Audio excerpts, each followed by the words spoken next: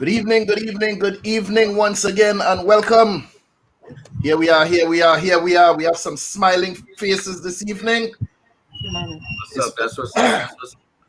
Everybody all right? Good. We're here once again with another edition of Feedback. My name is Curtis Henry, and I will be your moderator this evening. Sitting in with us, our regular panelists, Miss Karin Forrester, Mark Chase, and Samuel Archie. Is everyone doing all right? Yes. Wonderful. Karin, you all right there? Karin is muted. I guess she handled. We can't hear you. We cannot hear you. We hear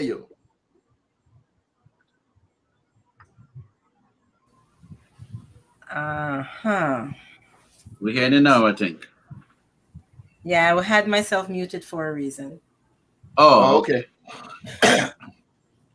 All right, so you all right, Mark? You're looking at me kind of intense.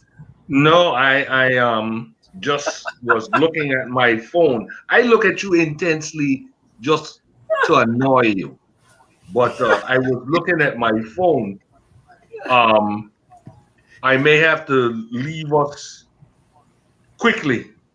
I just got a call from overseas, and I should respond to it. Okay, if it's about money, sir, we do understand. You know, you're working for all of us, so go make that money, bring it back, and just chop it up. Let me share the thing. Listen. It really surprised me this time of night. So I'm gonna put myself backstage and return this call. You don't worry about that. We'll put you backstage. Okay, Sam. Right. Yeah.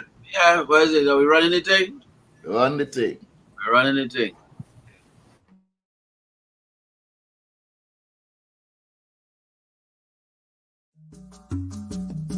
My name is Karin Forrester. I represent Bantu Creations. Bantu Creations offers beautifully made, African-inspired, lightweight, handcrafted, one-of-a-kind earrings in wonderful shapes, shades, sizes, and colors. Please don't be scared of the large sizes. They're extremely lightweight earrings.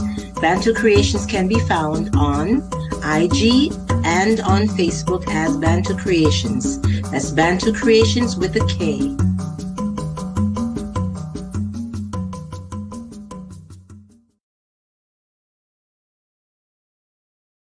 Come check me out, chriskeys.com. I'm worldwide. Tony Altamirano. Hi, I'm Gina. What's up, everybody? I'm Win Vu, award-winning remixer. I'm an artist. Hi, my name's Justina Bethel. Hi, I'm Mike Bowen from Denton, Texas. How you doing? This is Tom Cup from Music by Tom Cups. Check out Samuel E. Archer's book, Hybrid Executive. We are in the business, and here's how you can be a better business person because you're running your business. You can find my music at JustinaBeth_EL on Instagram or JustinaBethel.com, and I am a hybrid executive. I'm a hybrid executive. I'm a hybrid executive, just like you. Follow me at Koya Music, and I'm also a hybrid executive. I'm worldwide, baby, but just know I'm a hybrid executive. That's all you need to know, baby. Get on up, B. Check out my music, MikeBowen.com. I'm a hybrid executive. I'm a hybrid executive. Yes, I too. I'm a hybrid executive. That's right. Welcome back once again. Let me say good evening. Let me say good evening to the people in the panel. Andrea Lamotte, hello. Welcome. Thank you so much for joining us. She said the feedback gang. That's right. I didn't know we were a gang. That's a t-shirt right there, a t-shirt, the feedback gang, Oh, I like that. It works, the right? Feedback gang. Yeah, man. Yes, All right. All right. Once she don't come calling and looking for royalties. All right. So Mark had to step away for a second, but he'll be joining us back shortly, and hopefully very soon Miss Barnes will walking on in. I hope she's backstage already. Generally, when I say she comes stumbling in, she generally stumbles right in. So maybe I should say that. Hopefully, Miss Barnes will be she's not backstage as yet. Okay, so hopefully we will get going. I didn't hear you. Not yet. She's probably making a grand entrance, you know. Oh, making a grand entrance. That's probably what she's hoping to do. You know, making a grand entrance. Okay, so we had to pay our respects to someone passed away. Lee Scratch Perry, who was one of the key producers in Bob Marley early days, who produced a lot of his music. Mr. Lee Scratch Perry passed away a few days ago at the age of 85.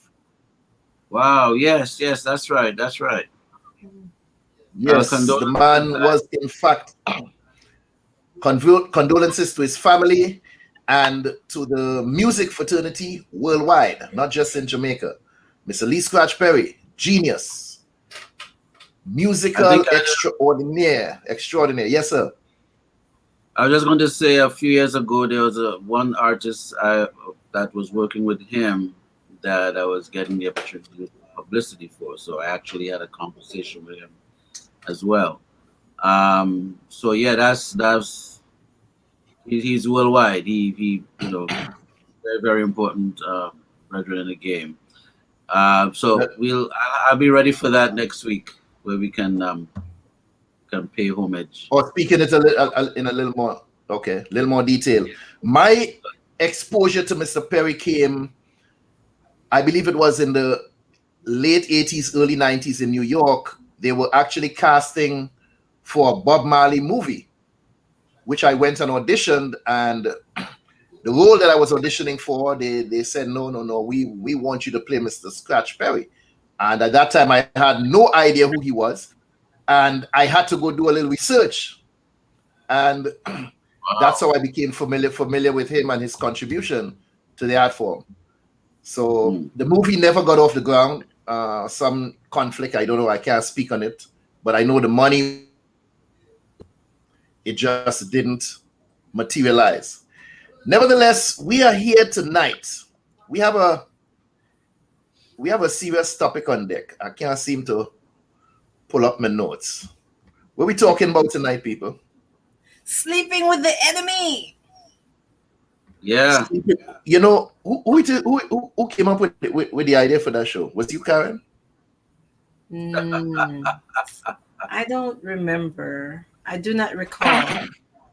The culprit himself asked who came up with the idea of this show. Oh, it was Curtis. Okay, I don't honestly didn't remember. No, I agreed with Karen's choice. Or you see, okay, I can take the blame. Or you want to blame me? We talking about sleeping with the enemy. This conversation can go so many different ways. So many different ways. But personally, I want to talk about the abuse side of it. And I want to say it loudly.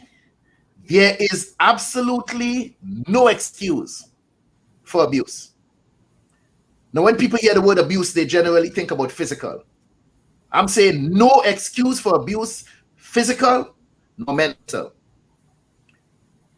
Can we also add emotional and sexual? Okay, you could, emotional and sexual abuse. Those are also issues. Question I ask, yes, how can one become so jealous with a current or former love interest that they're willing to commit murder? Willing to kill somebody if they don't get things their way? I often hear people jokingly say, if you ever leave me, I would kill you.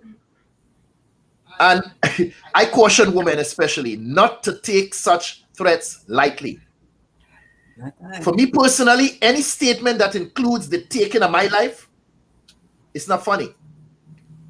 A few years ago, the CDC, I don't know why they did this, Center for Disease Control, they did an analysis of the number of women in 18 states from like 2003 to 2014. They found that a total of over 10,000 deaths. 55% were intimate partner-related violence, meaning they occurred at the hands of a current partner or, in some cases, a partner's family or friend. About 12% of the deaths were associated with jealousy. And 15% of these women were pregnant. Wow. How is it a man can become so obsessed, so angry with a woman that he's willing to kill her and an unborn child? Notice I said an unborn child, because in many cases the men find out it's not their child. And they In kill most the of woman. those situations, a lot of those situations where you see a man is willing to kill a pregnant woman, he did not want her to become pregnant in the first place. He wanted her for himself, and maybe it was her choice to actually conceive, or maybe he even felt as if he was deceived in and having trapped her in the conceive. situation. Maybe he thought she was on the pill or another contraceptive, and she conceived and let him know, and that was it. He did not want to share her with anyone else, including a child. Excuse me, but I don't need that kind of affection or obsession over me, because a friend, mate, wife, husband, lover, whatever, should be wanting good for you and not plotting to murder you if the relationship ever come to a close. Could you imagine sleeping next to someone on a nightly basis, and as you lay there peacefully resting, they're up watching you? No, that's planning your demise. Over the years, several movies have been made on this subject matter, like the one bearing the same title as our show tonight, Sleeping with the Enemy, where the protagonist, played by Julia Roberts, had to fake her own death, move to another state, and adopt a new identity to escape the clutches of an abusive husband, who later found out that she wasn't dead and tracked her down to do what? In my opinion, to control her once again, because no matter how hard you try, you can't convince me that that type of behavior is love. There's nothing lovely, there's nothing loving, there's nothing lovable about that kind of behavior. Not at all. So let me ask you all something. What are some of the signs of an abusive mate? Oh, I think the signs start very early in the relationship. That's why it's always important to really get to know each other. Watch, pay attention. When he's asking you, where are you? Who are you with? What time are you coming home? Or what time will you get home? Let's say you don't live together yet. Thought you said you were out with a girlfriend. I saw you down the street, or a friend of mine saw you down the street with somebody else. What do you mean? Where were you? Are you home? What you doing? Who's on the phone? Who's calling you? Look at what time the person is calling you. How dare? No, that's not love to me. That's not love to me at all. And that's not good attention, in my opinion. And it's been proven. Women who ignore that get totally shagged. But Karin, I noticed you kept saying he. They think it's cute that he wants to know and wants to spend every moment with them. They have no male friends. That's a problem. But Karin, you kept saying he. Karin, you kept saying he. You have to realize this thing works on both sides, I'm speaking as a woman, so I'm gonna say the opposite. I know of those behaviors where my sister, I remember one time this friend, male friend, visited her, and after she said goodbye to him, closed door, I come home and he's still in the parking lot. I'm like, wait a minute, such and such is still outside. I thought he said he left 15, 20 minutes ago. Really?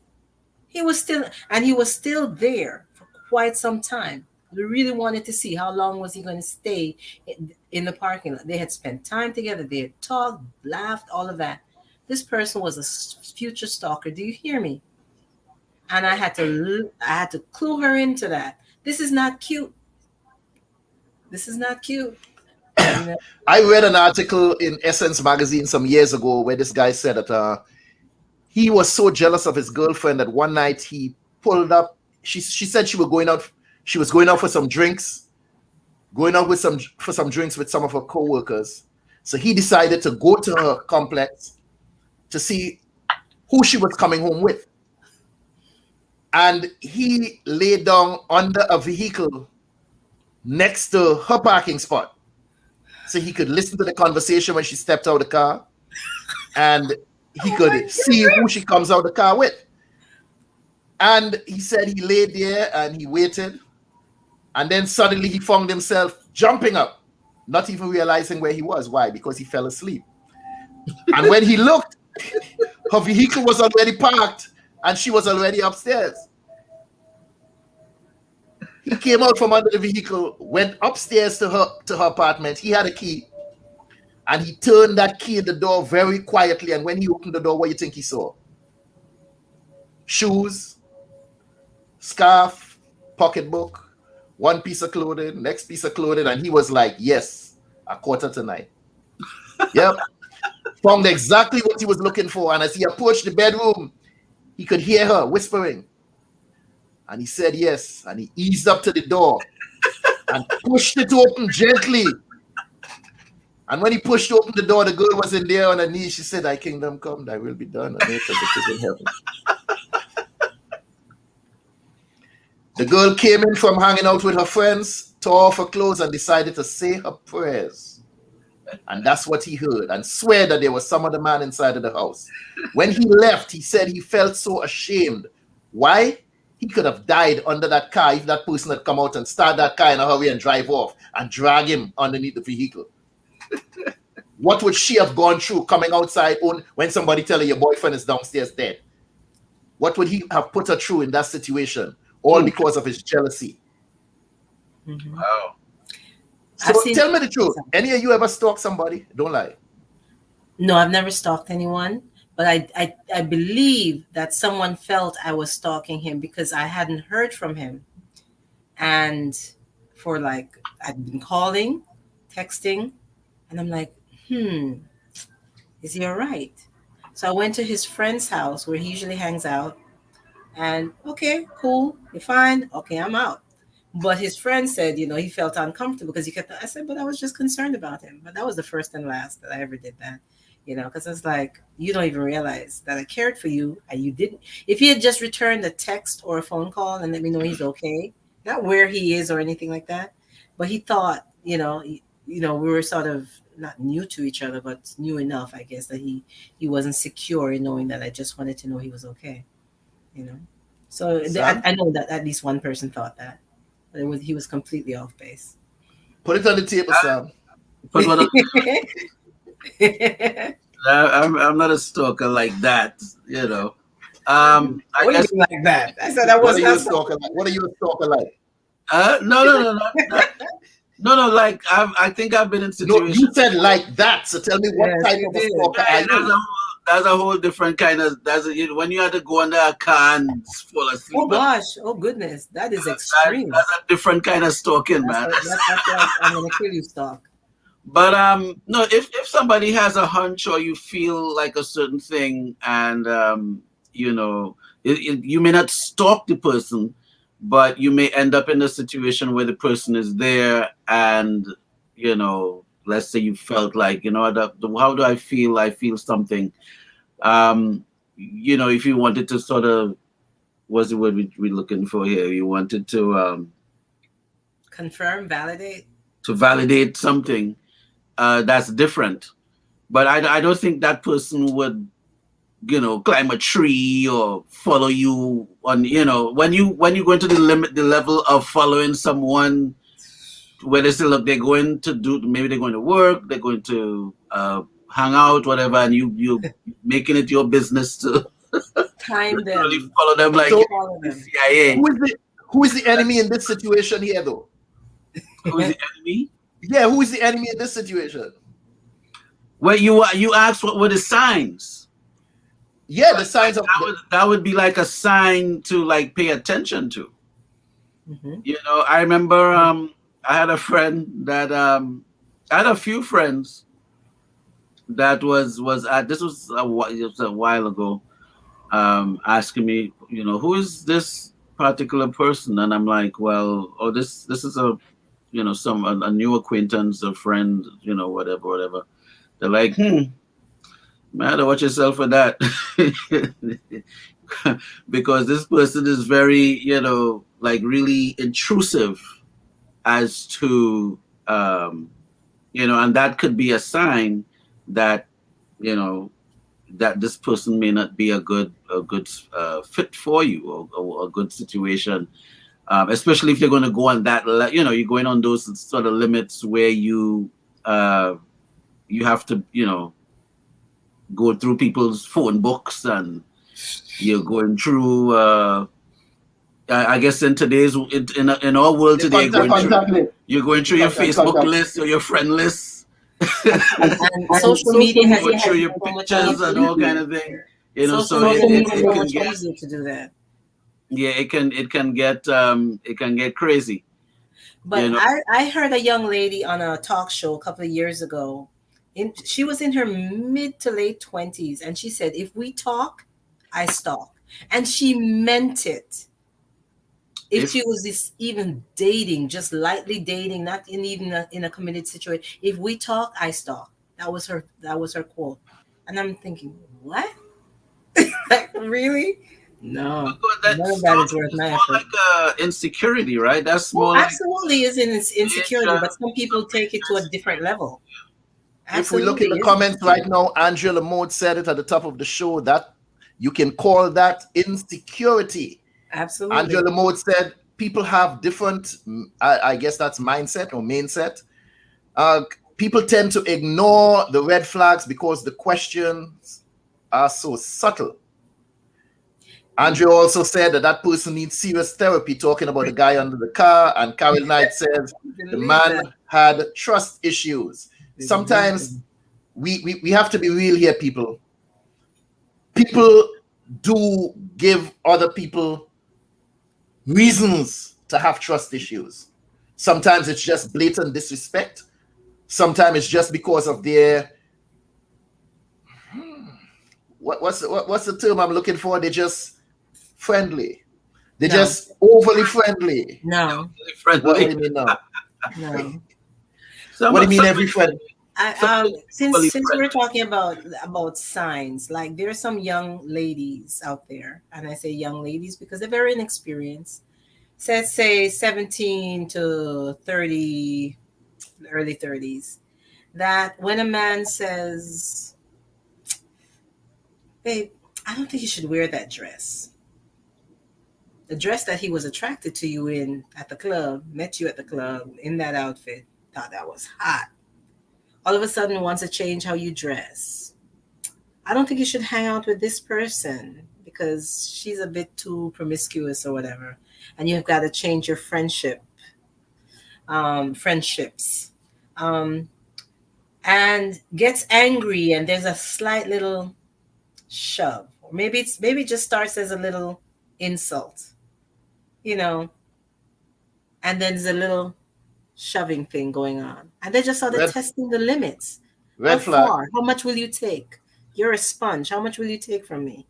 And then the shove becomes a push, and then the verbal arguments and abusive tones, they continue, and you're thinking, if I just love him enough, if I show him that I'm a one-man woman and I'm not looking at anybody else, he won't even, have any reason for doubt. But the fact is that he came with his doubts. You didn't place them there. He had his issues long before he met you. And then the shoves turn into pushes. The pushes may turn into a slap. And then the apologies and the flowers, candy, perfume, money to go shopping, money to do your hair, your nails. And they forgive and forgive and forgive until that broken bone, that black eye that they can't hide anymore from their family and friends. I've had to teach a lot of young ladies, pay attention. It's not even a yellow flag. It's not going to red. It's an orange going to red. Stop. Cut back, pull back from this guy. I know women do it too, but I'm talking about what I know. Okay. I know women do it too. You've got to pull back. I don't care how great the sex is and the this is, and he treats you well, and when he apologizes, he's so sincere. Oh my God, the makeup sex is fantastic. I'm sorry, you better give that up before you end up on a slab in the coroner's office. That's my point. But in terms of that stalking thing, somebody leave. I say, listen, you want to go. I ain't running behind nobody. You know, it's like a meme on Facebook says, I don't even chase my liquor. Why the hell am I chasing? Why the hell am I chasing you? You understand? That old saying that we say, if you love someone, set them free. Right? That's how it goes, right? They say if you love someone, set them free. If it comes back to you, if they come back, no, you set them free again. If they come back, set them free. Set them free again. Because they had to be lost or some way to find a way to set them free again. Let them go. You know, some people say if you love someone, set them free. If they don't come back, drive by the job 3-4 times a week. No. Until you get their attention. But you have to realize sometimes women are just, like I said, and I will continue saying it, women are just as guilty. But tell me something, how should a woman respond to a man who constantly treats her like a child? Who always wants to stand, all of a sudden she can't do anything good enough for him.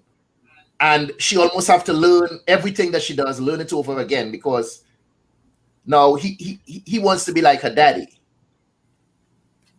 Constantly treating her like a child. Or man, Sam. Wow. Somebody just said, Andrea just said, make a point. This is where Dr. J should come in. I second that emotion. You know, I'm listening to this and I'm remembering instances growing up where you hear people talk, you know, if he don't, well, women, if he don't beat them, he don't love them, and that sort of thing. These were some things you would hear. Some people like that attention, or that you know, where or even where that spouse is controlling, they feel that's normal, you know. I'd rather have to bite on that one. No, I'm just saying, you know. You say some people like that attention, but what that seems to be, in my opinion and my experience, that women repeat the cycle of what they learned as a child. Whatever they witnessed in that relationship between man and woman, whether it was their mother and biological father or whatever they witnessed as a child is what they seem to repeat. That's what they saw as acceptable, as if mommy took the hits and never left the guy.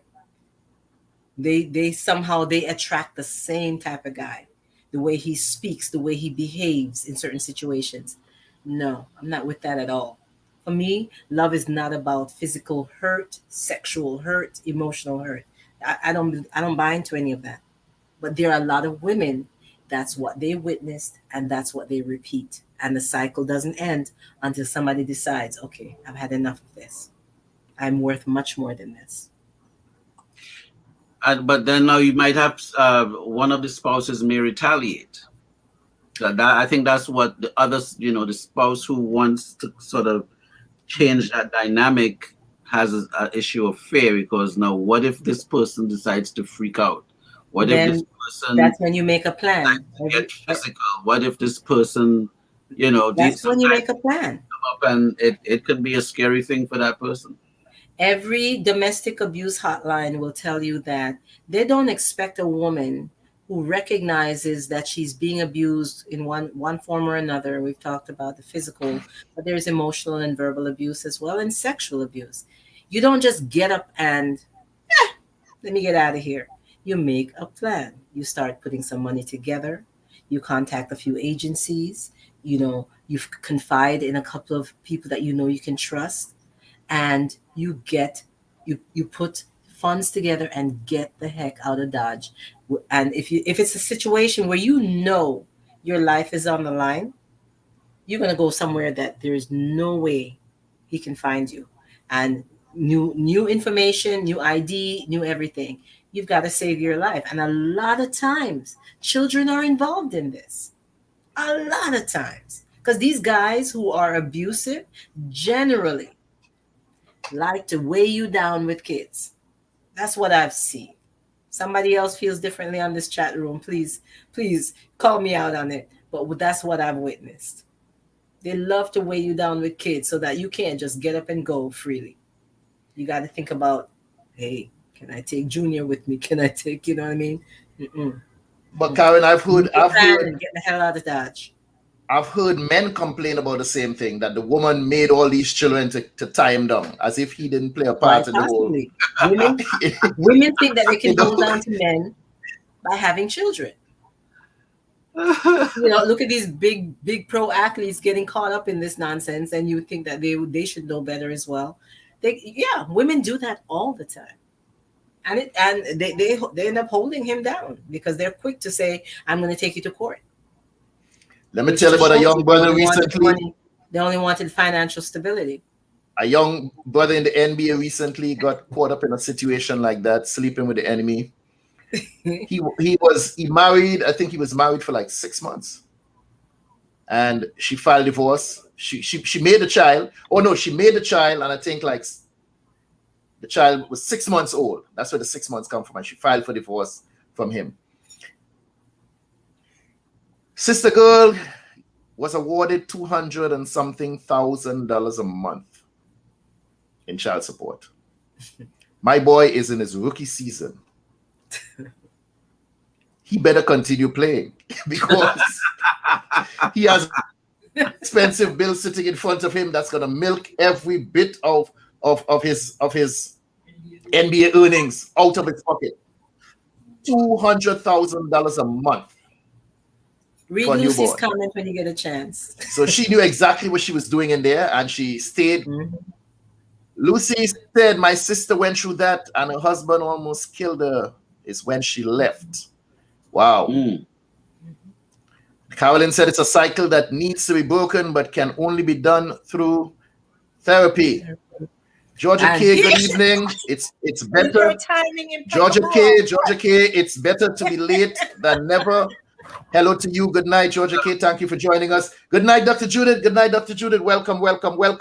How much of the conversation have you heard? How are you doing? I have heard nothing. Oh, gosh. I was just going to bed because I did not get a link. Why are you screaming at me? I'm screaming at you? Yeah, you're just coming in. Good night. You just passionate about not getting the link to the show tonight. She's passionate. No, I'm passionate about sleep. It was sent out weeks ago. It was sent out on the 25th of August. Oh, I did see that, but I didn't realize it. That's all right. That we were trying something new. So Curtis, catch her up. You have to realize.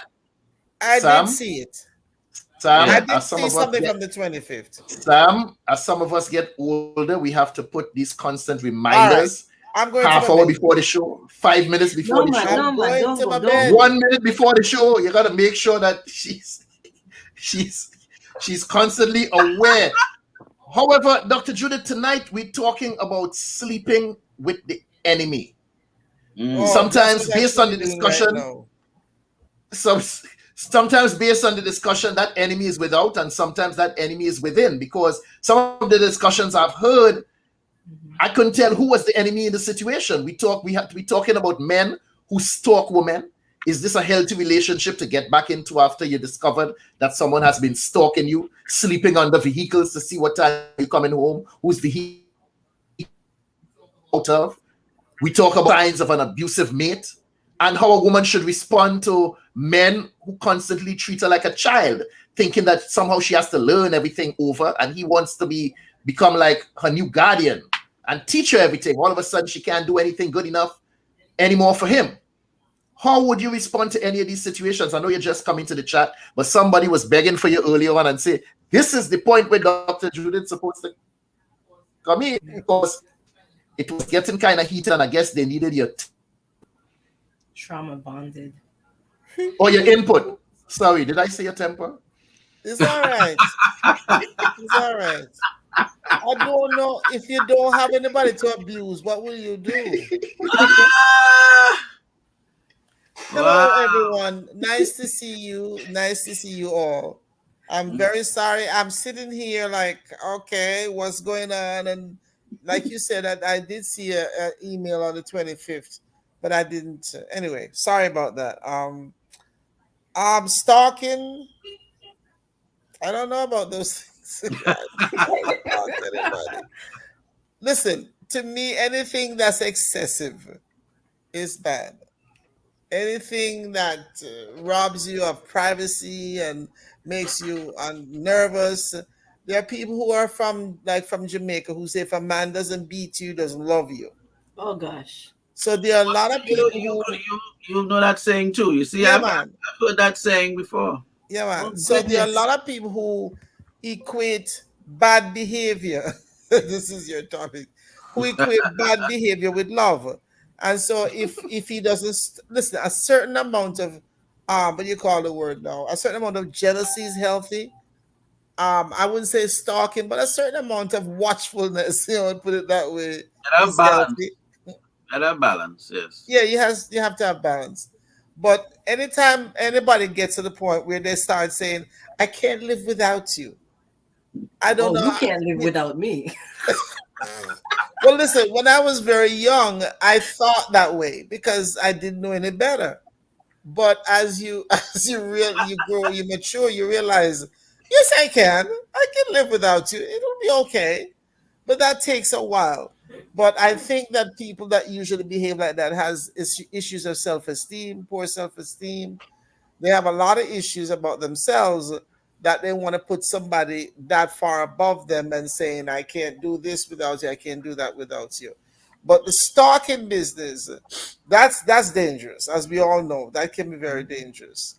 And so you're telling me, Dr. J, you've never stalked anyone in your life? Let me think. No. She had to think about it. No.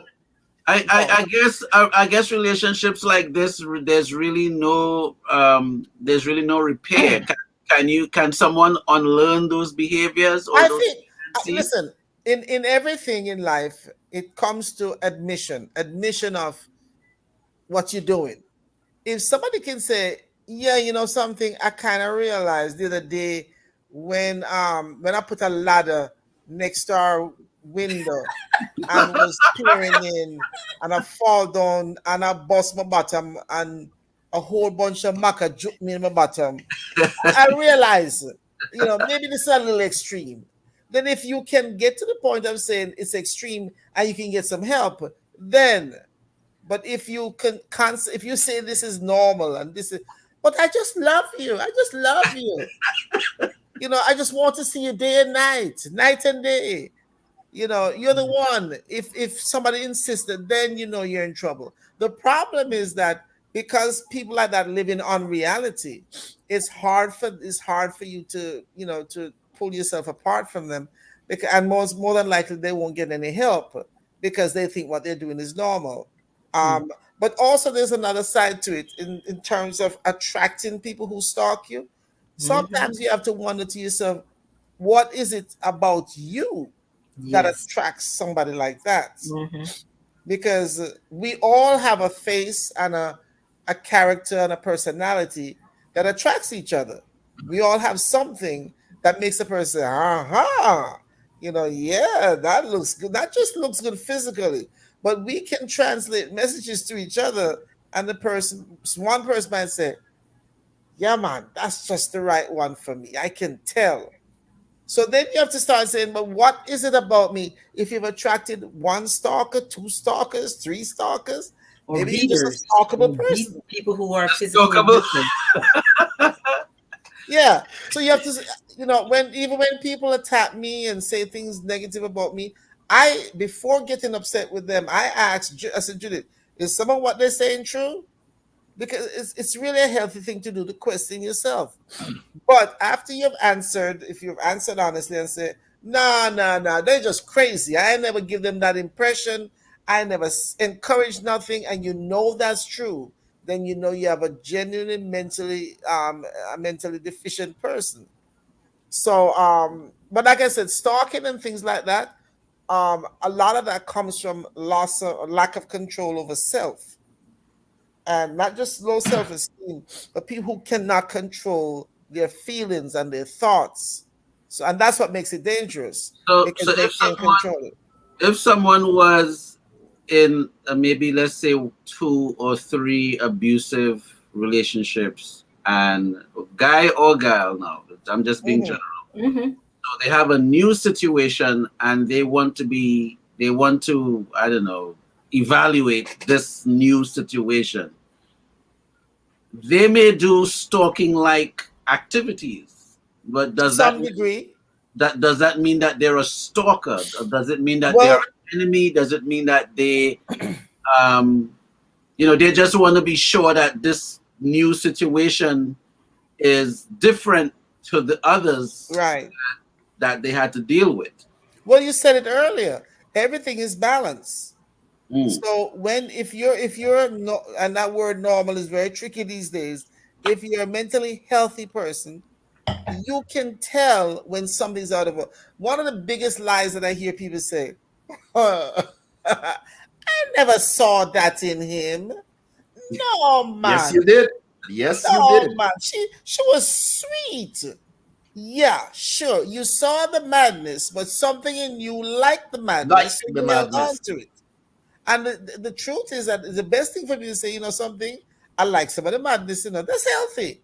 I like some of the madness, but it's gone too far. So the problem is that, do you know how too far is for you? Because, let's when it's hand around your neck, is that a sign? That might be a slight hint that something's a little off. What? Listen, before you even get hand around the neck, there are things that people do and say that tells us who they are. But depending on what we're looking for, depending on what I'm looking for, depending on what I'm desiring, I'll block that and just look at the part that they present that I like. Right. And so I keep, after a while, the picture becomes all that I like, and then I don't see all the other craziness until we get into maybe an intimate relationship, and then the madness really can't be controlled. So I think one of the biggest problems we have in relationships is people lie to themselves and say, oh no, I don't see that. I see mad people. I see them all the time. And unfortunately, like with Curtis, not Curtis. What? They were always drawn to me. So, but I can admit that. But there's something that happened to me in my latter years that I said, no. It serves no purpose. It's not healthy. I don't want, because I liked it. So I had to be insane to keep you as a friend for what, 35, 36 years now. I had to have been insane to some level. Since last week you got to 36 from 34. See, you're a dangerous stalker. So stalker exaggerate everything. No, man, we're going back to 80, 85, 86. No, man. I had to be mad too in some kind of way. But let me bring this That's situation. Called eccentricity. You see, in this case. I can't spell eccentric. That. Let me bring this one little in the home. Sam, sit back. I want to ask the woman this question here. Would you be comfortable with a man who's uncomfortable with you making more money than him? That's a tough one. Because if he's uncomfortable, he's going to do a bunch of strange things that would make me uncomfortable. So I might be comfortable making it, but if he gets uncomfortable, he's going to start doing a bunch of stuff that's gonna make me. So it's not the initial thing of me making more money that makes me uncomfortable. It's his response, it's his reactions, and then he start cussing me out, maybe, trying to belittle me, trying to, maybe even trying to hit me because he feels less than. So it's not with me. The problem is with him. For me, I've been in that situation quite a few times, especially in New York, where I was making more money. But culturally, I think men are taught that they should earn more. The men from the culture that I've, like Jamaicans and people from the Caribbean, they're taught that they should be making more money than the woman. So if she's making more, if she's not lauding anything over his head, and they have Right. a relationship where they share, they don't have to put all their pile together, but if they have like a shared account and each person has their own and each has some level of independence, movement, and don't have to answer to the other one, I think it's workable. I really do. And if you can talk about it, people need to talk Right. more about money. Right. How do you feel? Do you feel as if you're being emasculated because I'm earning more than you? My goodness, we're sharing our lives together. What the heck does it matter? As long I as we met a take care bus of what we driver need to take care of. yesterday. Hmm? I met a school bus driver yesterday, and Mhm. today's Tuesday, yeah. And I was asking him on last Thursday, and I said to him, somehow we got in a conversation about why he's a bus driver, how long. He's been Mhm. driving buses for 12, school buses for 12 years. Now, school buses right here now, they're paying a lot of money because they're short and they're giving them a lot of benefits and stuff. Anyway, he got to the point where he just said, listen, my wife makes more money than I do. Like he said, she has some executive position or whatever. He says, listen, I ain't stupid. I said, does she share the money with you? He said, yes, she does. He says, because the bus schedule is very flexible. He says, when I take a break before the afternoon to pick up the kids, I go home. He said, if there's groceries I need, I go get the groceries. He said, I cut the grass, I keep the place in good shape. She comes home, and they decided when their son was very young that he would do what he was doing. Plus, working for the school system, they get the summer off and they spend more time together. So I mentioned that because here's a guy who's very realistic in what he's saying. I don't know if he, because sometimes we say things that we have a little issue with it here and there. But for the most part, he seemed well adjusted. Mhm. He's like, listen, she makes better money than me. I ain't stupid. She shares it with me. So we cool. But not everybody can think, not everybody's Right. willing to think that way or can think that way. Mhm. And I I think I remember a situation a few years ago where it had this brother came up from Jamaica, worked, sent for his girl or his wife at the time. I can't remember what it was. Brought her up here, got her papers, everything straight. yeah. Put her through school. She went to school, become a nurse. Everything started making good money, and then he fell ill due to some accident on the job or whatever the situation might have been. And then now she's working and she's turning around and tell him, I gotta go because I can't take care of no broke ass man. Yeah. Wow. So she had to get out of that situation, and I believe he killed her. Because after all that he had sacrificed to get this woman up here and get her on her feet, the minute she was on her feet, she suddenly felt, well, I don't need you anymore.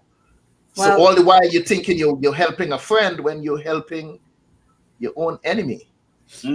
That person that was her nature to the core. Because if it had been a situation where, let's say, he was making more money and fell ill, or had an injury and was disabled, she would have done the same thing. So really, wouldn't be about. But I don't think killing that person would have been I guess in the explosion of what that might have done. But when you're gonna go to the point of killing, it's better just if that person need to roll out of your life, let them roll out of your life, man. But you know what we have to understand? I'm sorry. Sorry, Sam. Sorry to cut you. But you know what we have to understand? One of the biggest mistakes we can make is to make a deal with somebody. Some of us some men come from the islands, wherever, and they see a woman in a difficult circumstance. They see that she don't have this, she don't that, and it might make him feel a little bit more powerful, one up. He said, okay, I'll help you. I'll help you go to school. And he starts out that way because I've known of situations like that. So he's telling her he's going to help her. And she will, and women are strange. Women are strange creatures. Women are strange. Women will have sex with a man that they're not really in love with. But he promises to do this, he promises to do that, or he's doing it. He takes it to heart. But there's some control issues involved. So he takes it to heart. He does all this stuff for her. She really was never, somebody just said, use the word committed. She was never really committed. Right. She saw a vehicle to get where she needed to go, and she took it. So the problem is that when people are not honest from the beginning, say, listen, I'm not in love with you. You say you want, you see, I'm an idiot, because I would say those things. I said, listen, I'm not in love with you, but thanks for the help. I would not accept it unless I loved him, because it's going to turn out bad. And we keep thinking that we can negotiate emotions, and we can negotiate how we're going to love. But Dr. Judith, but that's when any sort of premise of this conversation is really arrangements, you know. But if we're going to look at it from a bird's eye view, this conversation we're having right now, when you look at things like, is really an arrangement of two people coming together and say, well, yeah, you do this, I go do this, and da da da da da.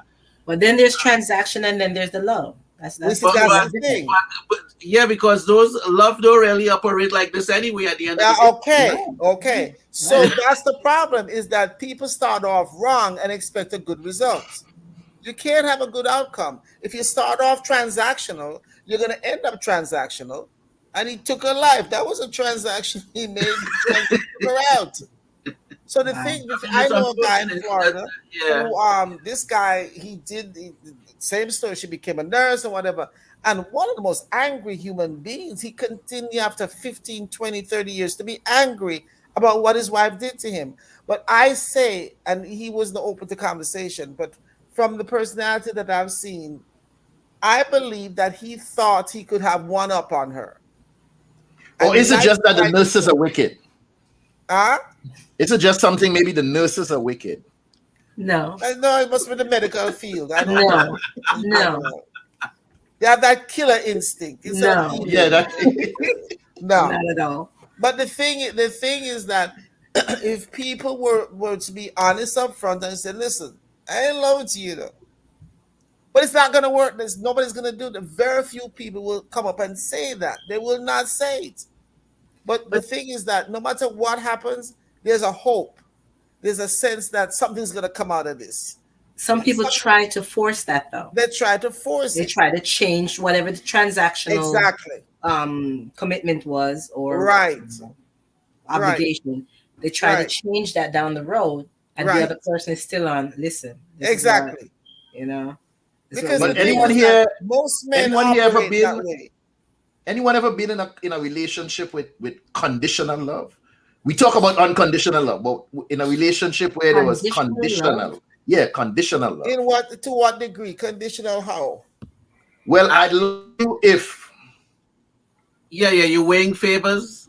I've weighing favors. I've experienced. If I do this for you, do that for me. Are we weighing dollars as well? Where they think it's supposed to be reciprocal, and you know, is there a money transaction going on? No. In a sense, this is the thing. I've been in a situation like that before, but it was not. That's not what was initial. So what you thought was initial was that this was really a love thing, but then it turned more into. For lack of a better word, it went Dutch, you know. When people say going Dutch, you mean you pay for you, I pay for me. That you know, it became that sort of a dynamic, and some people go that route with it. But all of it comes back to dishonesty. All of it originates in dishonesty. We don't tell people what we want from them. We really do. First, sometimes we don't even know what we want from them, but we know we want something. So the problem is that people need to be honest and say, listen, I like you. I like your bottom. I like your leg. Whatever it is, say it, get it out the way, because I'm telling you, somebody gonna die, somebody gonna get stalked because people are not telling each other the truth about why they're coming together. Some people just need to say, listen, I like how you I say how you handle money. And that's another problem. A lot of men get involved with women. She handle money well, Next thing you know, she handle the money right out from underneath him. Empties that joint account.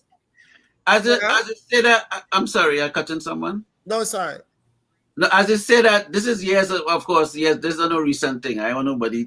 It's not recent.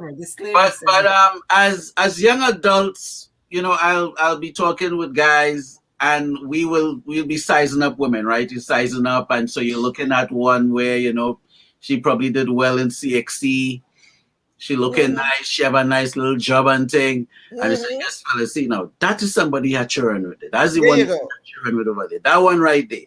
So these are things that you kind of like. It's like you're a predator now, and the group of predators sit down and say, so what do you think about this one here? Well, let me see. And then now they're breaking it down. But now this is just guys talking amongst themselves.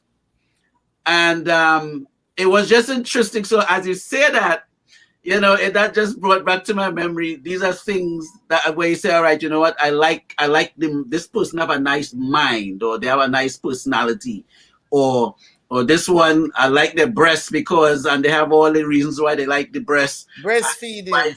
Why you see? The them and the child. But it's just interesting to see, like, how things attract. Like, what would attract you about that? And I had a friend who got married on that premise. Now, he's not married anymore, but he got married on that premise. Okay. No, I'm just sharing. It's if he sees this show, But he, because we were talking after, and it was that okay. She had good values. So he was attracted to the values in the person. He wasn't really attracted to the person or the character of the person. It was about, okay, what she accomplished. And to him, he's like, well, if I join my seed with this, it would come out. You understand? We have had two male guests. One that I outright said to him, and you chose her because she's ambitious, right? And you chose her because of her. And he said, yeah, but I said, no. But he didn't want him, he would let me hold him to it. But that's what he did. And his partner had come on before. And I saw the pattern. They chose nurses. What a lot of guys are doing now, and it's been going on for many years, but women do it too, but a lot of guys are doing it now. They get a nurse, usually a school teacher, some kind of executive. And what they will do is that they make sure, and this is practical thinking, they get somebody who can get them life insurance and medical insurance and dental insurance. This is not a joke. This is serious stuff. Young guys out here ain't playing. They're not like my father and your fathers were, just they fell in love. My father said, until the day he died, he said he loved the very ground my mother walked on, and he wasn't joking. But a lot of guys now, almost predatory, they're saying, well, she's got this, she got a 401, she got a 403. They're making decisions. They don't want no more broke girls. They want women that got something. And it's on the increase, especially in this millennial generation. They're not playing. They want somebody equal or close to where they are financially and stuff. So a lot of them are getting married and they're so this and so that. And let something happen. God help them. Because the premise that they get together on is all very superficial. Well, okay, so my Andrea, just for the record, is not me. I think. Sorry for you. Sorry, Sam. Sorry for you. Well, let me ask you all something. Let me ask you all something with couples, relationships. What are the dangers when communication breaks down? When the conversation are just sarcastic remarks and criticism and just downright hostility, and couples get to a point where they just avoid talking to each other. They tend to now coexist in a space as opposed to being a couple in a home raising children. They just tend to coexist. How healthy is that? It's a wrap at that point. It's a wrap. Both individuals now become the enemy. Not necessarily. Both individuals become the enemy because no one now is doing anything to save the relationship, and they're just allowing it to just wither away. So both of them are the enemy in this situation. But it depends. It doesn't have to always end up that way. Listen, as long as people are sharing the same, especially sharing the same physical space. One day you're walking into the kitchen and the other one walking into the bathroom, and somehow in the hallway they meet and they brush against each other, and it's like some little spark is there. They say, "Oh, maybe I should talk to him. Maybe I should talk to her. I look a feel up here, I look a feel up there. Oh, well, maybe it's not that bad after all." And there are people. I mean, if people are willing to say, "Listen, let's go to counseling. Let's go talk to somebody." So it's not you could be an enemy for a short period of time. You don't have to be enemy forever. But people do go through that stage where they feel like they're enemy, like they're totally oppositional. But then, and the best way I always tell people, remember when you met. What is it that caught your attention? What is it that got you interested in the person? Because that's a question I often ask couples. A question I always ask. Yeah. That's a question. That's my lead-off question. Right. Go back to what attracted you in the beginning. Go back to what made you smile. Because people get so stupid, they stop smiling with each other. They act like a bunch of animals towards each other.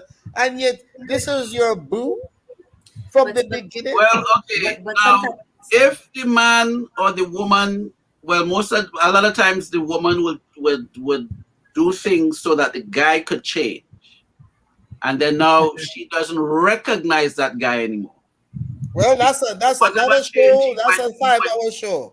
That one, right? Yeah, so when you said, okay, when you say what attracted you to this person, the same thing that attracted is the same thing that you wanted to change. Often. Right?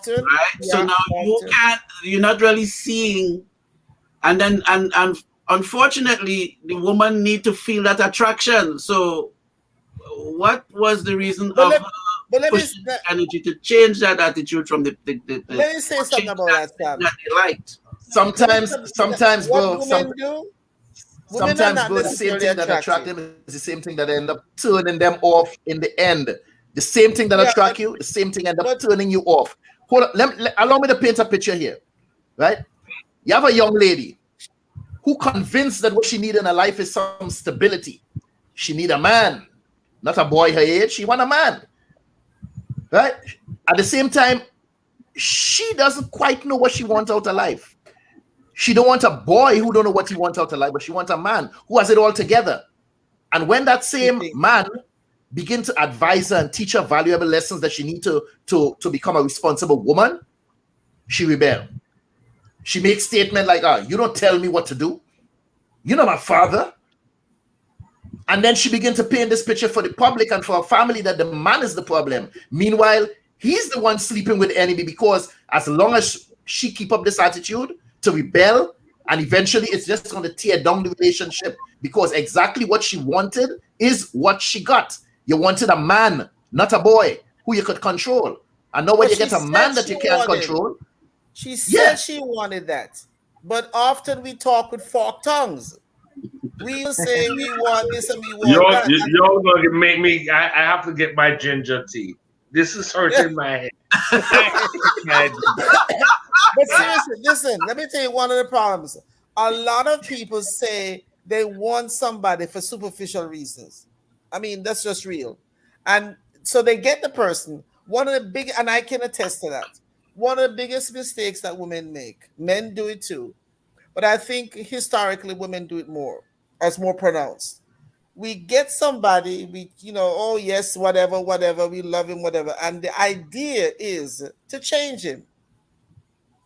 I heard a woman say on TV recently, she said, well, as we were dating, I hope that you'd have become the man that I thought I could love. So we will get a man, we change how he dresses, we change how he, the cologne he uses, we change his toothpaste, we change, I've seen it happen, and I did a bit of it when I was younger. You change all the stuff. When the truth of the matter is that you should have been busy trying to get yourself straightened out. For real. Even after divorce, Dr. Judith, even after divorce, a lot of women, just sort of agreeing with what you're saying, they have changed so much about that man. They have groomed him to look like, behave like what they would like him to be. Maybe he is acquired that degree that she was after him for years, whatever her standards. And then when they get divorced, she's so angry because now he is who she wants or has always wanted him to be. It's so twisted. She don't recognize him anymore. Sometimes that's the whole point. She grooms him for somebody else. Right. It's not that the man a lot of women get angry about that. It's not that the man cheats on her. What he's always wanted him to do.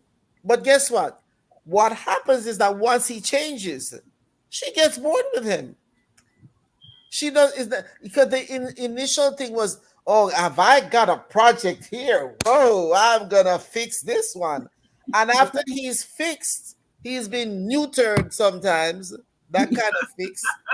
He agrees with everything, he does everything, and she's now bored. So the thing is, ideally, we should, the best thing in life, and I've found that out, the best thing we should be doing, getting ourselves fixed so we're a better partner for other people. So if everybody's getting themselves fixed, we're going to meet somebody decent. But everybody's waiting for the person who's going to make them happy, the person who's going to give them all this stuff. When the bottom line is, if it's not in you, it don't make no sense going to nobody else. You've got to have certain things before you can demand it from somebody else. What do you think happens when intellectual conversations are a thing of the past in your relationship and the communication with your partners needs life support? Listen, that's why Mark and I... Is counseling the only path that you could suggest? I think so. But like Mark and I, right, Mark? Why you bring me? Why? I wait. Mr. Man, I'm paying you a compliment. For me as an individual, there has to be intellectual conversation. Man, there has to be humor. Sex is wonderful, but the orgasm doesn't last that long to sustain a relationship. So I've got to have somebody who's in, and I'm not talking about educated in the traditional sense. You got to be at least well read. Certainly for me, you have to know the Lord. That's a requirement of mine. You have to have a relationship with the Lord. Otherwise, it's not going to work because that's where I am. You listening, Mark? No. I ain't going to say something now. But the truth of the matter is, I was just messing with it. But the truth of the matter is, you got to find. Understands about me is that I'm wretched. I'm a wretch. Oh, I know that about you. But she understands. She understands. But you see, the thing is that when I was younger, I'd be very interested in you because I don't want to change you. I don't want to change your backside. Stay right where you are. That's it. That's it. Do what you do. Because the truth is, you enjoy being you. You enjoy the way you are. And that's okay. So I'll say, hey, Mark, how you doing? Good. I ain't coming no closer. Because you don't, there's certain things. And I say, turn around for me, sir. Turn around for me, sir. No. My God, God is good. But listen, the truth is important. I will hold my hand up. God is good. But I can tell the truth. I can say it. Years ago I would be, but now I'm like, no, that guy crazy as a bat. He's going to do exactly what he wants to do. And that's good for you. For me, no, it just wouldn't. It doesn't make sense. But you have to be very honest with yourself. A lot of people are not honest with themselves. And if you go into a situation to change somebody, you already started off wrong. You can't. I can barely change myself. I'm gonna change somebody else. So I think that's what, and women are well known for that. We're gonna change him, and we're gonna make him more acceptable to our family. We're gonna make him all of this. And the poor man, when he done, he don't even know who he is anymore. And that's when I tell men, stand up, speak up.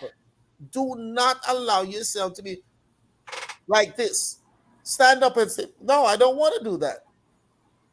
And like Mark ain't going to the church. Mark will sit down and cuss bad on in the church.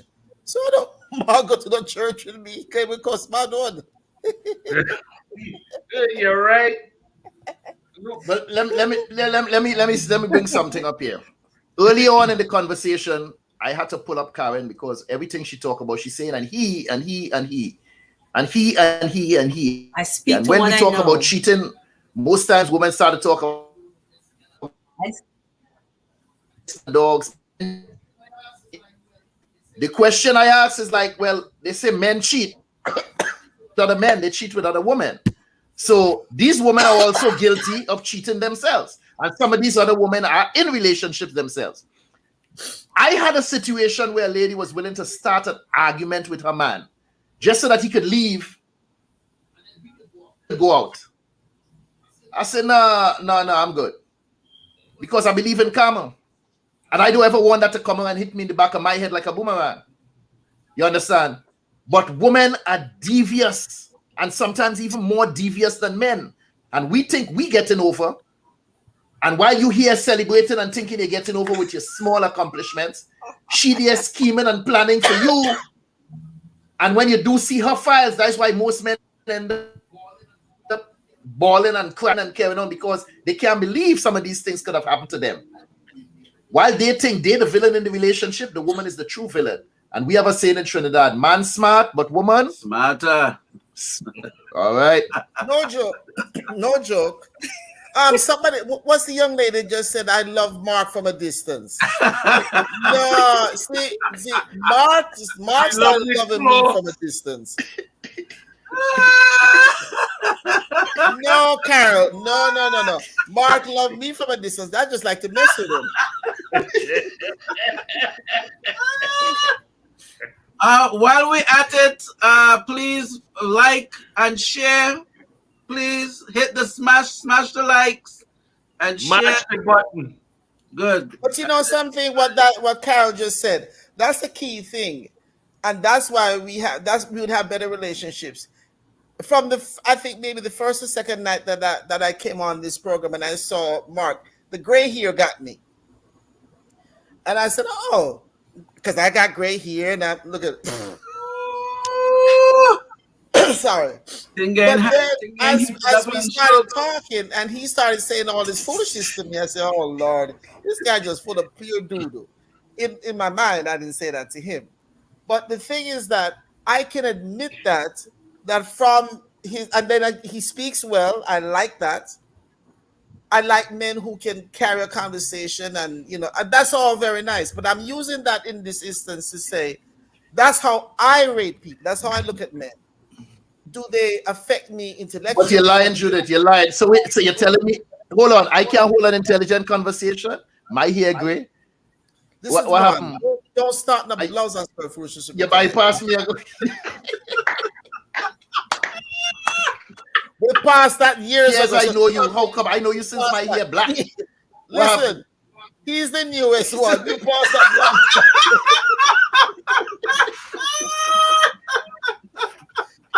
So the thing is, I know you since I was young and virile, and the hair was black. And what happened? But nothing happened in that regard, and that's okay. And now I'm old and gray, and you sit down in front of me and telling me you like a man. But look at it. I said it in front of you. See how honest and direct I am. I didn't hide. But anyway, Mr. Henry, what I was saying about Mr. Chase is... Go ahead. I will go. Somebody else talk. I want to talk to you. So I can observe and see those things, some of the qualities that I like. But then he opened his mouth, and I don't like cussing. And when he cussed, I'm like, oh God, here he go again. But after a while, I make peace with it because that's who he is. I can't do nothing about it. I mean, I don't have to change him. I don't have to try to change him because we're not involved with each other. And if I was involved with him, I would not try to change him. And that's not good for me because I can't take all that cussing all the time. Then you'll be sleeping with the enemy. Okay. It's about being honest. It's about then you will be sleeping with the enemy. For sure. No, it doesn't. It doesn't. Oh, there's an enemy situation there. Yeah.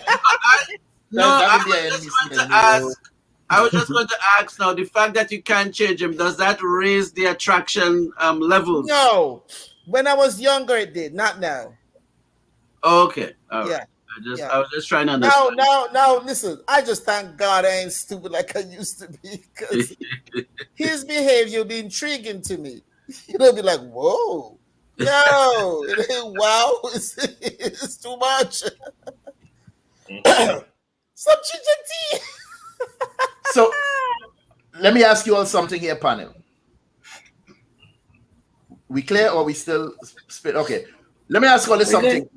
What about, I would use the word lovers, whether it's husband, wife, lovers, who skillfully place a wedge. You know what's a wedge? Place a wedge between their spouse and family members. Never. Making statements on the surface like it may seem like care and concern. You know, like your brother, your mother, your father, whoever, you know, they treat you like crap.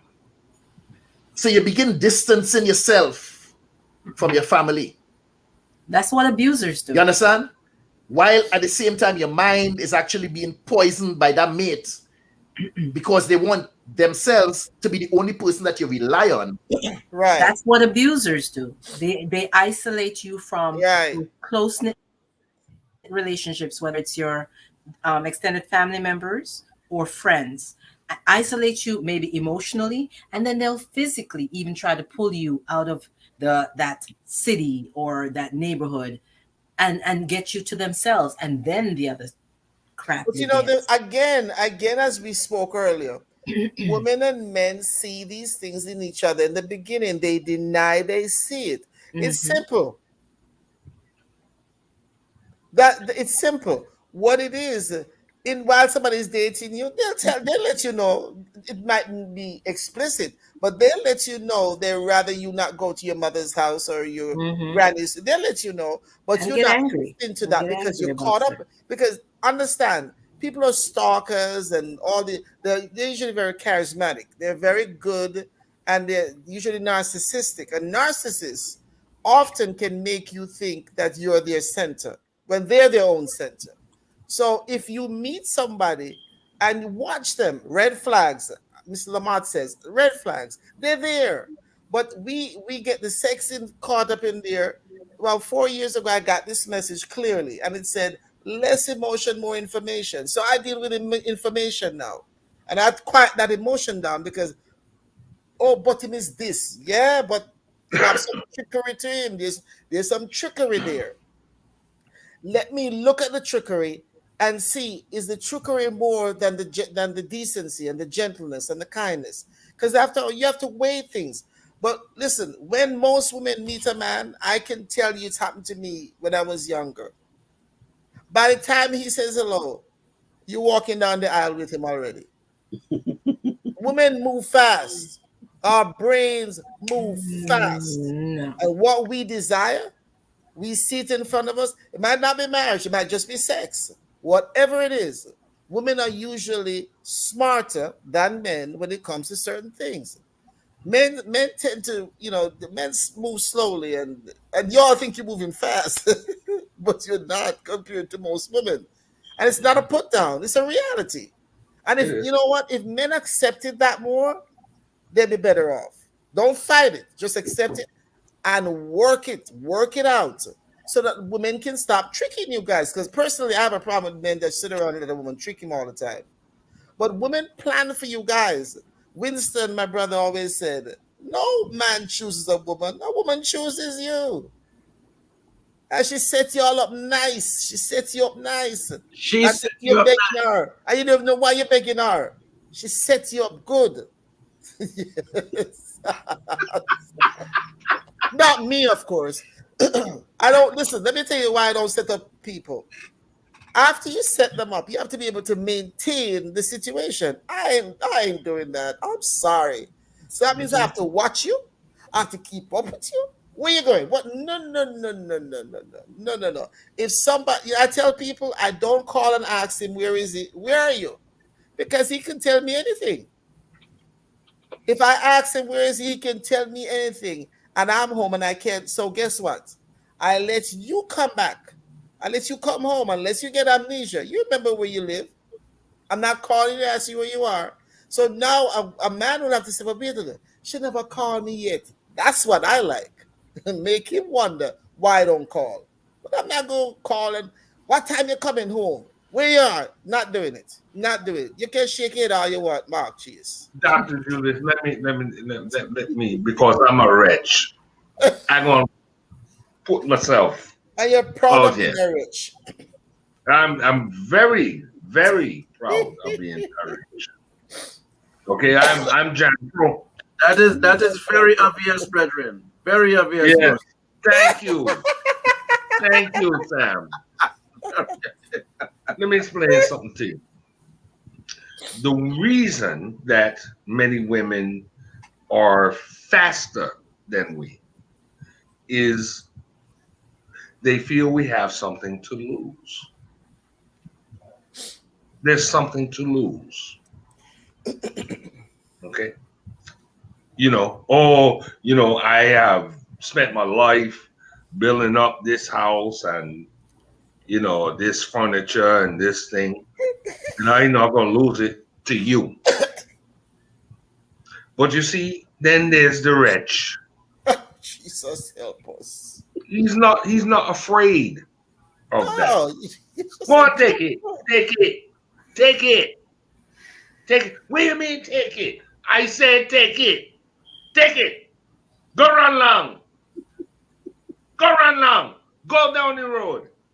I'm done with you. Mercy. You're done with me. I'm done with you. This is why I really felt, and I spoke to Karin, I don't have a lot to add to this conversation because I was always, all right, you want it, take it. Well, you did this and you did that. You're right. Go on, be done. I don't need to yell. I don't need to holler, scream. None of it. None of it. Let me call you all for you. For you. I'll pay the money. Why are you that way?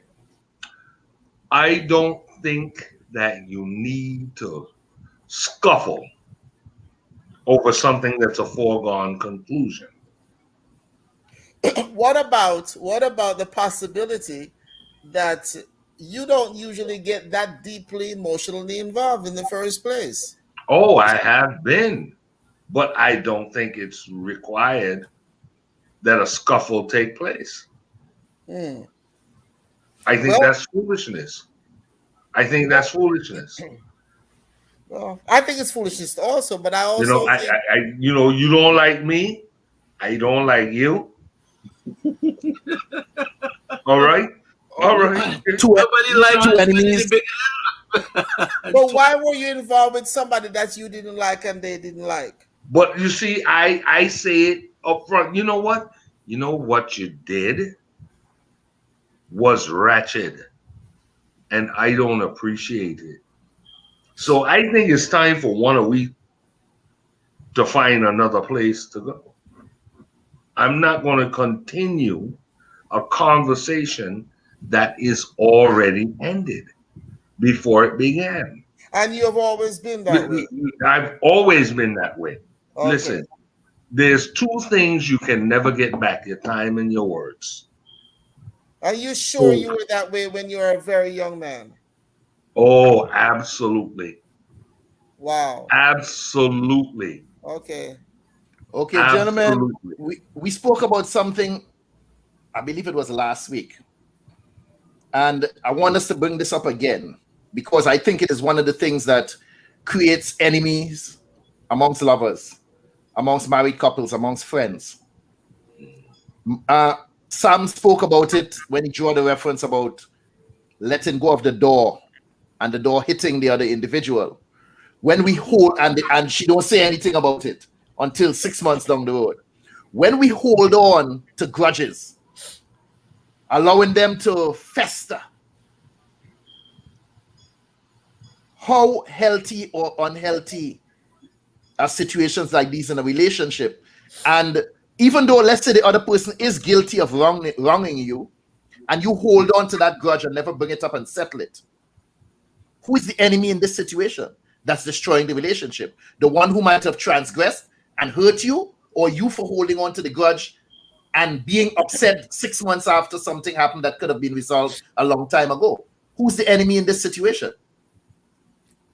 I think Karin's chafing to answer that. Really? Why do you think that? I do have an opinion on it. The people who hold on to the malice, I mean, really angry over time and will not express it, that's a problem. It will physically do you harm, emotionally, mentally harm you. You're not harming him. He's fine. I'm sorry. Him or her, Curtis. Let's him or her. Yes. The statement. I think it does. The person who holds on to the anger and the malice, the resentment, and doesn't express it and stays, I think that does that person more harm. I don't know about it being an enemy situation. It's not a matter of sleeping with an enemy in that situation. I think. Well, you're being your own enemy because, like Nelson Mandela says, okay. I could accept that statement. Nelson Mandela says, hate is like an acid. It corrodes the vessel in which it's carried. So when you hold on to that anger and that animosity, like you're saying, Karin, it ends up destroying you. Right. Right. So you end up being your own enemy within that relationship. I can agree with that statement. Sometimes the person that you're angry with doesn't know that they don't know the degree of your anger. They can't even understand it because maybe sometimes the people's like, all of that, just what I said, all of that. But they may not be capable of understanding the level of hurt they've inflicted. Exactly.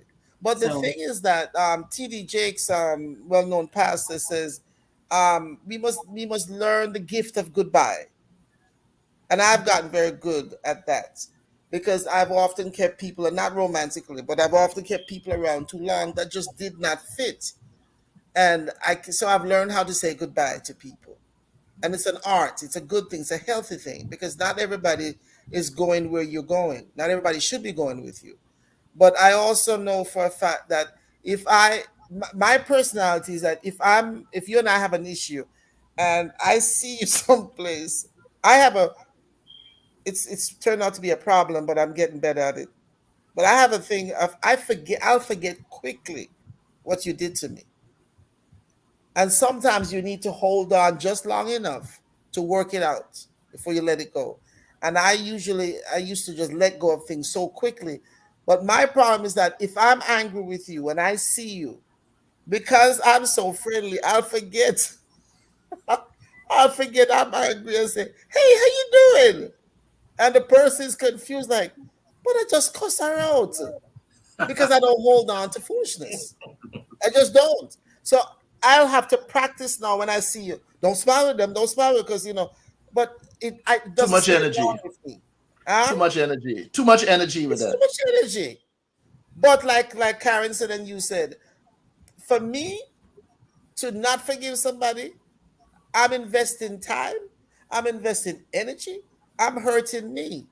So let's get this out. Let's take care of this. I worked it out. So it's okay. It's all right. We're all right. But sometimes working it out means creating that distance, right? Say that again. Sometimes working it out means creating the distance. That's what I was going to say. The other part of it can be that once I worked it out, I recognize, and this took me a long time because I really love the company of people. And so this took me a long time. I still wanted them around. I said, you idiot, they're going to kill you this time. The first time you let them get to the next time they go. And I used to say, the first time somebody put on a pair of boots and kick me in my butt, right? And then when I stay around and keep being friendly with them, they get pointed toe boots and kick in my bottom. So somehow you have like to it. learn. Huh? Somehow you like it. So I have to learn. Yeah, somehow to she seems to not like it. What and if let them go. What if the person has the affinity to want to feed on that negativity? So you have some people like that where they, you do something to get them vexed. Let's go back to the door situation. The door hit them. 6 months later, now they had this thing festering and they're feeding on it and feeding and feeding and feeding on this thing. So by the time you have this explosion, you want to know it. We talking about a door. How long ago? Whatever that issue might be, but there's some people they need to feed on negativity. Some people are. I knew a guy here in Georgia Jamaican guy owned a store selling Jamaican products and stuff. And people would walk in the store and he'd pick a fight with them. What? He'd start arguing with them in his store. and he knew I was a therapist. And I'd go in and I would look at him. Sorry, like, what is wrong with you? What are you doing? And he said to me one day, sorry, he called me after I left the store. He said, Miss Judith, I'm losing customers. I said, I wonder why. I wonder why. He said, and then he got cancer because he complained about everything. He argued about everything. And he got cancer. And after he got the cancer, now I think he felt a little remorseful for a little while. But then he called me and said, Miss Judith, I'm losing customers. You think you could talk with me for a while? I said, I can talk with you, but unless you decide to change. So I went to the store and I talked with him. And I said to him, you cannot have people come into your store and you want them to patronize you. And you're cussing them. That's maybe why you're losing customers, you think? And he said, oh, I'm going to try. But the problem is that he led a life. He was probably in his early 60s. He had led a life that was so almost dependent on being negative. He would cuss you in a flash, cuss you a bad word too. Nothing serious will have to happen, He just cuss you. And so, but he grew up that way. You could tell he grew up that way. And guess what? This guy was married to a woman who she lived in Brooklyn. She would bring supplies for the store, but she was treating him, to me, more like he was a partner and not a husband, like a business partner. And so she was really here. And all of that, I think, added to his madness. And he was already, but why would a woman marry a man like that? You're crazy. My brother has this saying when I talk to him, we try to talk, every day. And he will say, you're a swirling vortex of negative energy. Oh, Lord. That's you he's describing? It's me. Oh, Lord. He's describing. And he says, you need to be the man who puts his lawn chair in front of your driveway and just scream at children, get off of my lawn. What the hell are you doing on my lawn? And he's probably right. I don't think that's really you, though. I mean, I'm sorry, but I don't think that's really you. I think you wear a persona. Here is the interesting part of all of that. We all have a narrative. She did this to me. He did that to her. It's a narrative. Now, whether the narrative is correct, and I'm going to respond to my cause there, Andrea. What is my story? My story is concession. but not capitulation. You don't have to sleep with the enemy. And it doesn't have to be an enemy. You know, it's like a snake in your pool. You can either let the snake get out of the pool or spend all of your good energy trying to trap it and kill it. Okay? That's wasted energy. Snake doesn't want to be in the pool. If you're not getting along, you don't want to be in with the snake. The snake doesn't want to be in with you. So part ways. Part ways. But at what point do you try to work things out with somebody, Mark? At what point? At what point do you try to work? Maybe you can't. But no, but Maybe at some point, listen, you might have a transitional personality where transitions are easier than sticking around. Okay, I'm not gonna say more about that. I said you may not. You may have a transitional. There's some people who look for reasons to break up to start over. They like the starting over. They like to start over with other people, not the same person, other people. I can't speak for them. I'm just saying, not necessarily about you, sir, but there are people who like to start over, and they like to have a reason to start over. Well, but did you ever bring it to their attention? Did you ever sit down and talk about it? Well, is it important to talk about? I will tell you, Dr. Judith, there are times that conversation does no good. But you said it absolutely does no good. But you said there are times. So there are times that it does good.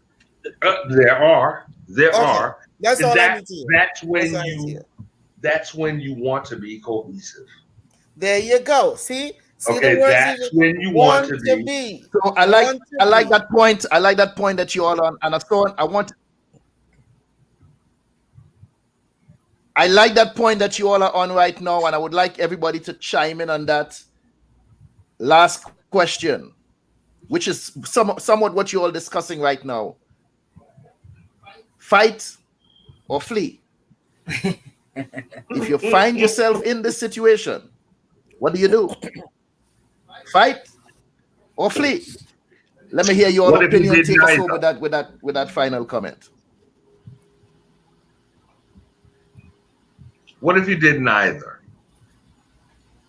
What if you actually neither fight nor, ran down the road with everything carried to your back? What if you just said, enough,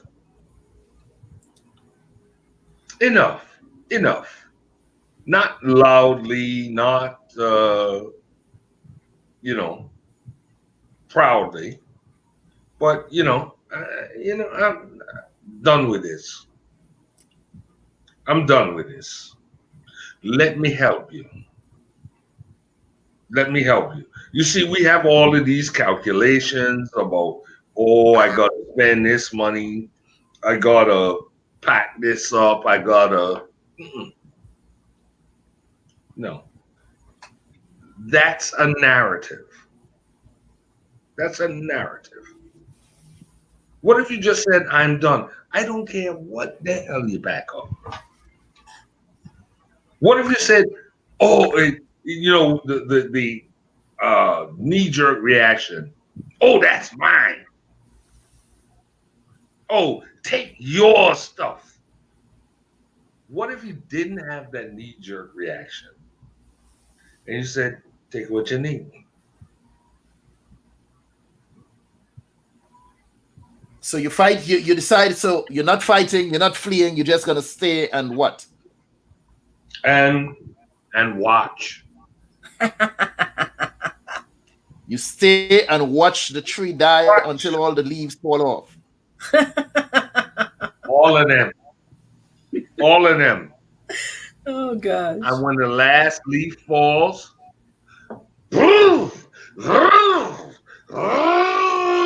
cut it down. And then you cut the tree down. Well, thank you so much for that opinion. Karen, talk to me. Yeah. Fight or flee?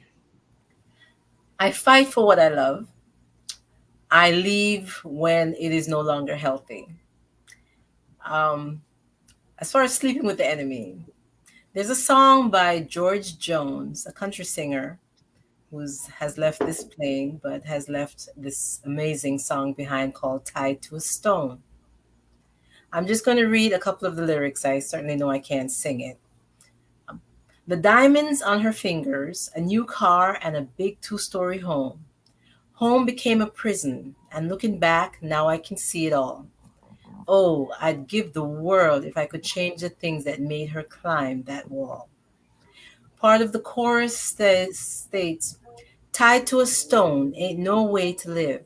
I can't go on living like this. I'd rather be lonely and face life alone than to go on this way, day after day, tied to a stone. I always thought I gave her everything that any girl could want. My feeling about that personally, I've always said to men in my life, don't give me what you think I want. Give me what I tell you that I need. There's something that I read on IG a couple of months ago, which sort of sums it up for me. Drop me off in a healthy relationship, people. I've got gas money.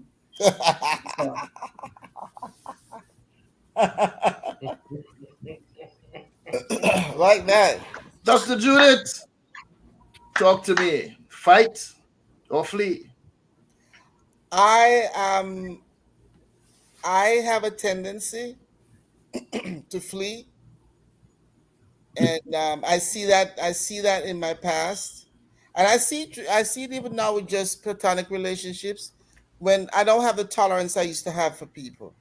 So these days I will run fast, and but I have a basic love for relationship, and I have a great love for men. And I faced this years ago. I love it, whether it's platonically or otherwise. I love the company of men.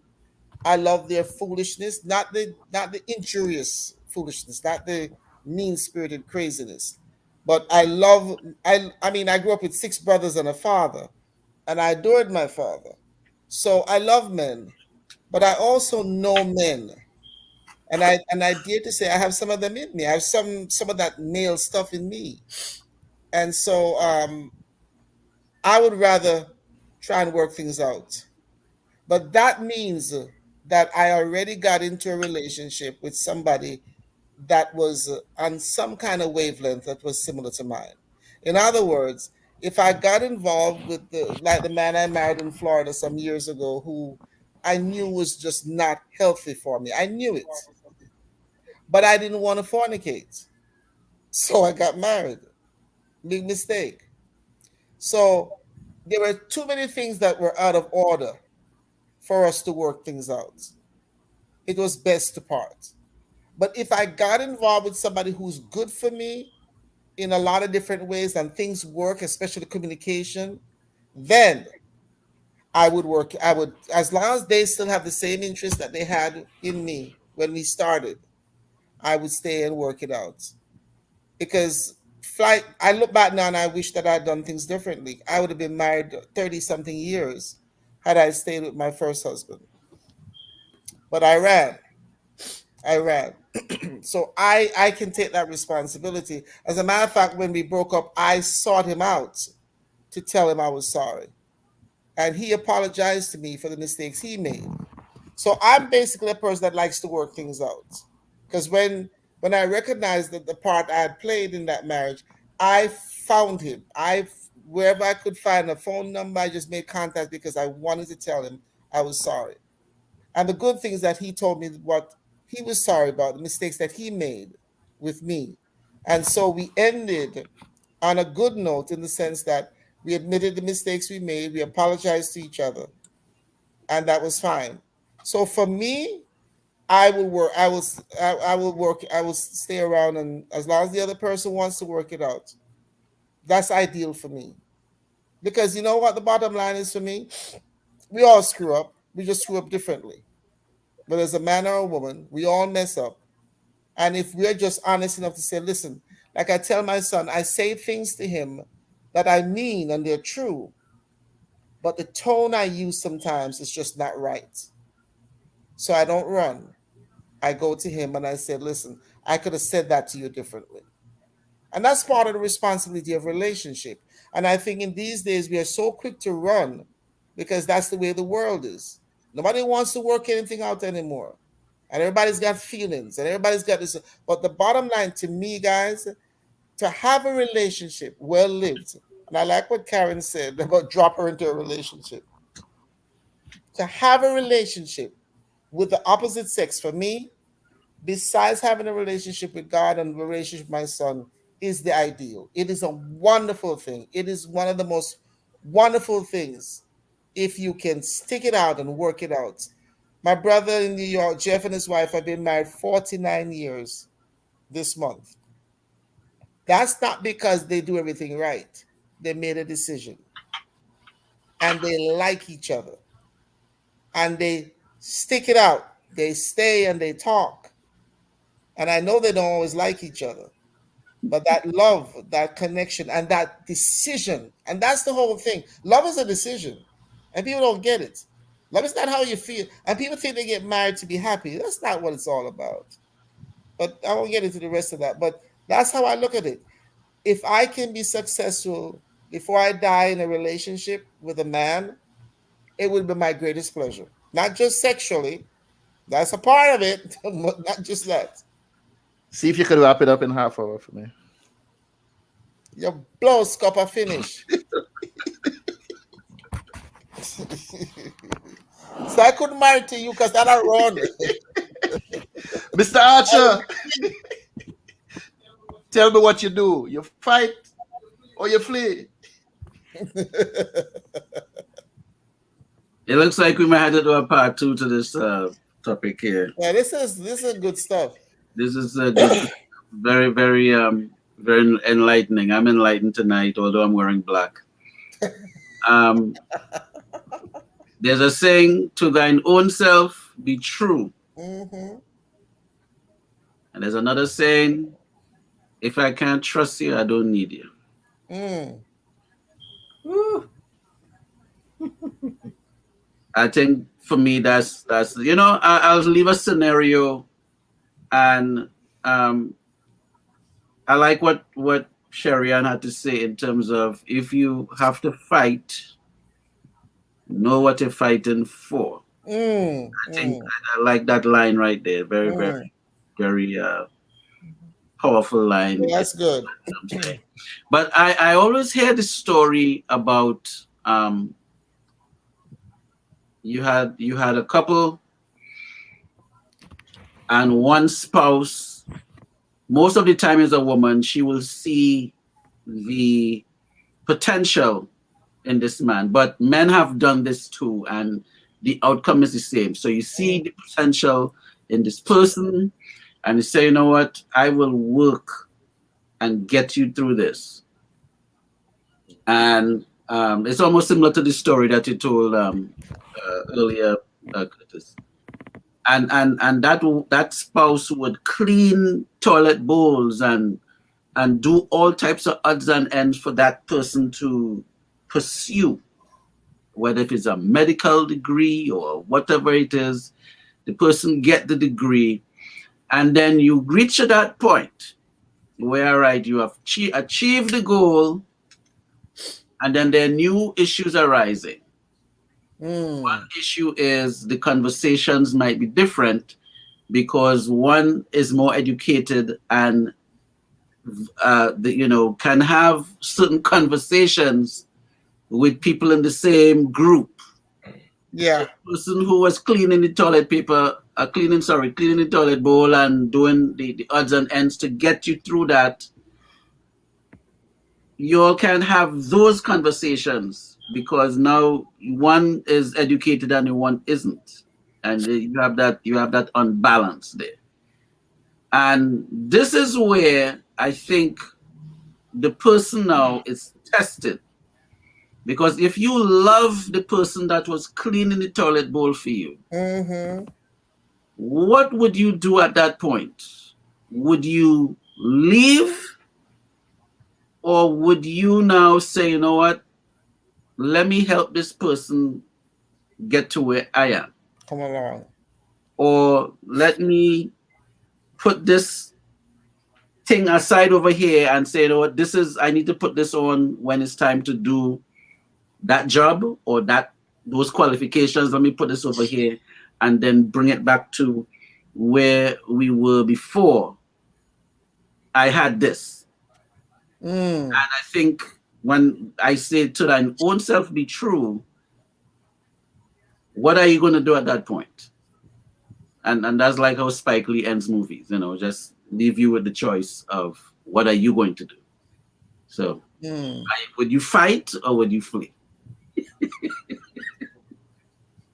Fix up, Mr. Curtis.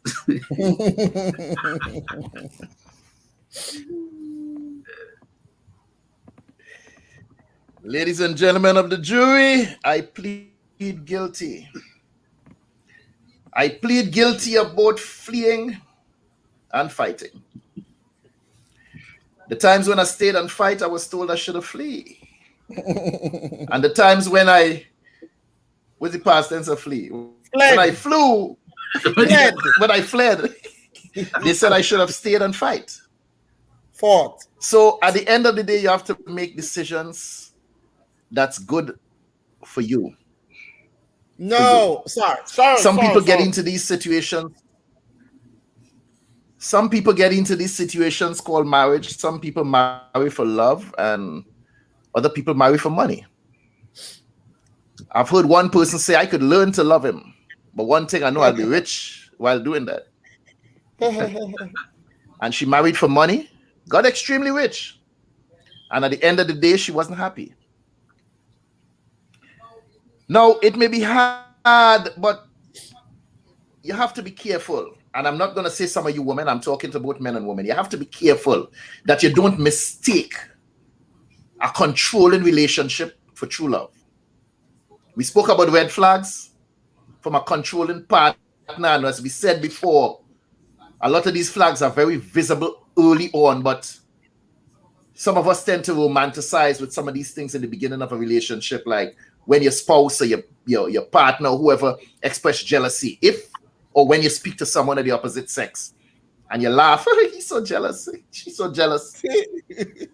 And it's cute. Yeah, it's cute in the beginning until the stalking starts, until they start to pull weapons, until people start to injure each other over jealousy. It seems flattering, but that has the potential to turn into something deadly. If you're ever encouraged, as I said before, to disassociate yourself from friends and family who been at your side your entire life, run.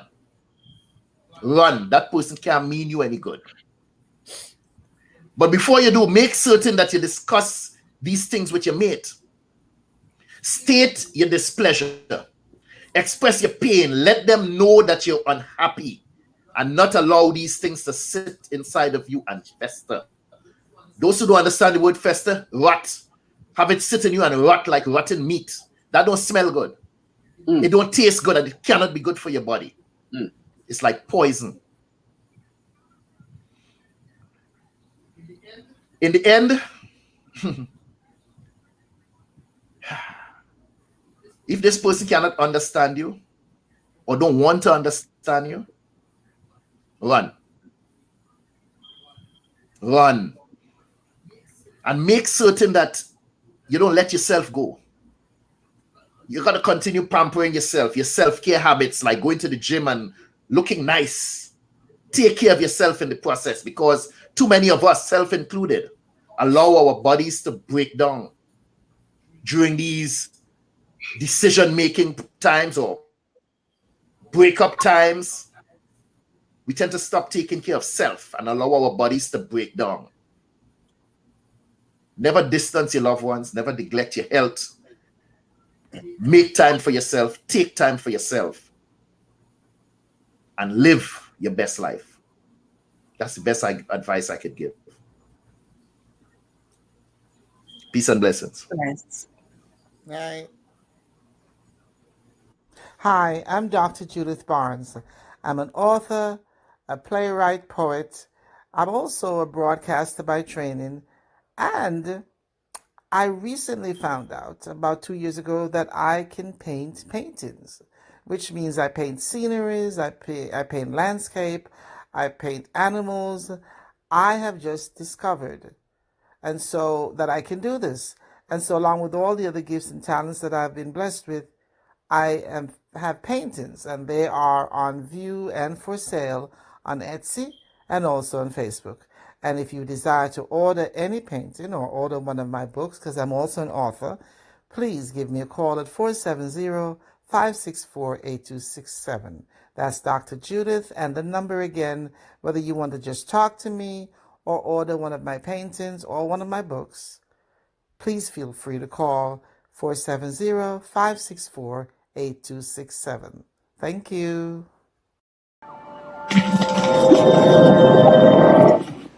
Hello there and welcome. My name is Curtis Henry. Over the past few weeks, as we were putting the final pieces together to get the show on the road, some people asked, why do you need to showcase Caribbean people? Why Caribbean Chat? And I say, why not? Because we as Caribbean people have worked too hard, come too far, and suffered too long for us to continue taking a backseat. It's time for us to rise up, speak out, and show the world the value and the richness of our culture. So I'm providing a platform to showcase the history and culture of Caribbean people in entertainment, the arts, politics, sports, and economics. We will explore the many profound contributions they have made to society. So we invite you to stay with us as we launch what is to become one of the greatest voices of Caribbean people, for Caribbean people, by Caribbean people. On this platform, Caribbean people of excellence get to tell their story. Our aim is to ensure that your contributions are acknowledged and celebrated. Welcome to Caribbean Chat. So make sure you like us on Facebook, follow us on Instagram, and be sure to hit that subscribe button on YouTube. We are Caribbean Chat.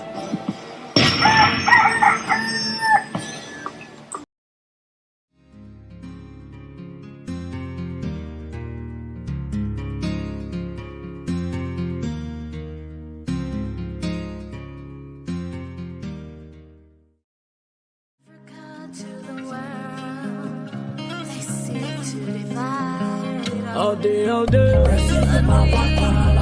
Africana point to me, show me.